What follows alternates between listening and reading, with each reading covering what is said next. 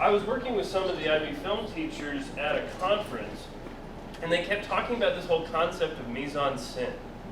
I had no idea what the crap that was. And so, like, they kept saying, you know, like, well, we start off with mise-en-scène. I was like, yes, I as well. And so, you know, it's one of those where you're at a conference, you know, and you kind of flip up the next page on your notebook. You don't write it on the top one. You flip up the next page and kind of write it down in the corner, like, learn what the hell this means. Turn it down, you know, and then I went home and looked it up, and that's kind of where it all started.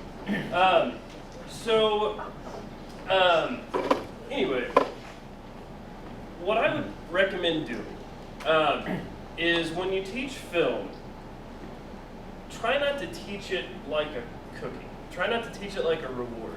I taught English for 6 years before I ever started teaching media. And the problem that I can see looking back on that time is, thank you very much for being, yeah, no you're not, just sit down. The problem, are there more of you? Good heavens. We thought we had till 9. This is the rebellious group that had to show up late. In looking back at my time of teaching English, what I would do is I'd take a book like To Kill a Mockingbird, and I would study all the way through it, and I would just like wring that thing dry of everything that existed in the book. My kids would be exhausted, we'd be finished with the book, and then I'd go, you know what, for 2 days, we're gonna watch the film. And you know what we're gonna do with it? Nothing. Because I need a break from all of you, and so I'm going to show the movie for 2 days, and at the end of all that, we're gonna look at it and go, you know what, the book was better, let's take the test. And I did that over and over and over and over and over with film. But what I was doing, and not realizing it, was I was taking a completely separate art form and trying to fit it into the box of literature. I think we do this all the time. And so it was the equivalent of me putting up a Monet painting, saying, look at this. Isn't his paragraph structure excellent? And I was using my words to describe a completely separate art form that did not abide by those words or those rules. So I taught film like a cookie.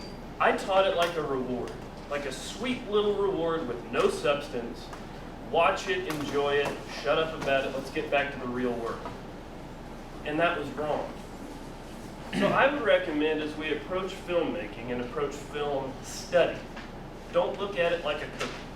Look at it like a steak. Look at it with something with substance, because there is substance to it. Now, when you approach teaching of film, it has its own vocabulary. It has its own set of rules. And just like broadcast journalism has things like VOSOT, B-roll, stand-up, voiceover, film has its own set of words too, and they're different. So to be effective storytellers with film, not just with film production, but also effective consumers of film and critical students of film, you need to know how to tell a story with the language of film and connect that to your audience through filmmaking techniques. Now, I have my kids for 2 years. My film production students, I have them for 2 years. I get them as a junior, have them all the way through their senior year. The first thing I start with every single year, every time, is film criticism. We start to learn how to look at films before they make their own. Because you have to know the rules before you play the game. Now, I don't spend years on film criticism and then let them have a camera for like a week. That's not the thing. Maybe like a month, and then we get into production and then kind of intermingle it from that point on. But you need to start with this. You need to learn what film is before you can do it yourself, or else you're just kind of shooting in the dark. Okay, so here's some things that we need to understand about film before we move on. And these always catch kids off guard. So just some kind of basic building blocks of what a film is in the first place. Film is manipulative. Broadcast journalism is kind of manipulative too. But, okay, so here's what I mean by that. 5 words. You choose what B-roll to leave in. You choose what words to say in your voiceover. And you manipulate the audience to follow you along the story that you're trying to tell. Now, you're not trying to manipulate them to see something that was never there, but you manipulate them to try to see more of the story that is there. It is manipulative. Film is more so, because you are trying to manipulate the audience's eyes, their ears, their mental perceptions of the things that are taking place in the film. It is manipulative. Now, it's not a bad word. Honestly, the films that are the best ones are the most manipulative. They manipulate you into believing that that world exists. That's why films like Star Wars are even possible in our life. Because you look at that and you're manipulated into believing that that world can actually exist on your screen. And when you believe in it, you can enjoy the film and enjoy the story. So film is manipulative. Second, film constructs reality. It does not reflect reality. Even realist films do not reflect real reality. People still have to choose where to put the camera, what type of camera to use, what depth of field lens they're going to use. They all choose those things to manipulate you into seeing what the director wants you to see. It constructs reality. It does not ever reflect reality, and they're built from the ground up. Third, very, and I would have put 30 varies on there because this is the biggest problem for students to get. Very little in film is accidental or coincidental. Now, they don't believe this because they make a film and they leave stuff in there all the time. You know why? Because kids don't pay attention to anything. When you are making a film, you have upwards of like 10 to 30,000 people all making a film. It's not just the director.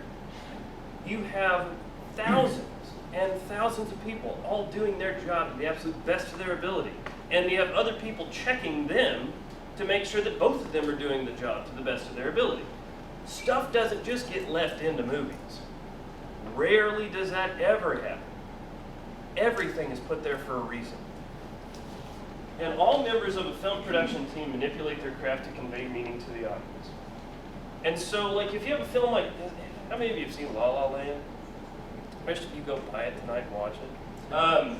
But like in this scene right here, there is a reason why Emma Stone is wearing a green dress and she's being bathed in blue light as she's looking at Ryan Gosling. Because in the film La La Land, green represents the color of people who are not pursuing their dreams and being oppressed by other people. Blue represents people who are pursuing their dreams. And she is being bathed in that because she's moving in one step of her life into another because of the inspiration that Ryan Gosling is bringing on her person. That's not accidental, that's very intentional. Very so. It's not just put in there for no reason because green looked good in this scene. Everything is intentional. And if you teach your kids to start looking for every one of those intentional details, they are going to see depth to film that they never ever knew was there. And it's really cool to see them get excited about this. Now, we're going to practice this. I'm going to show you a little film. This one, I think it was 2013. It won a BAFTA, which is a British Academy Award. It won a BAFTA for the best short film. And it's called Mixtape. It's a cute little movie. It's got some fun music by the Kinks. It's got some good old music in it. So it's about a 2-minute film. And what I want you to do is just watch it and tell me everything that you see going on in this film. Just blank. We're going to look at it and we're going to go, this is what I saw, okay? And I think you're going to like this. So we're going to discuss it after we watch it, and then we're going to talk about some stuff that you can look for in a film, and then we're going to watch it again.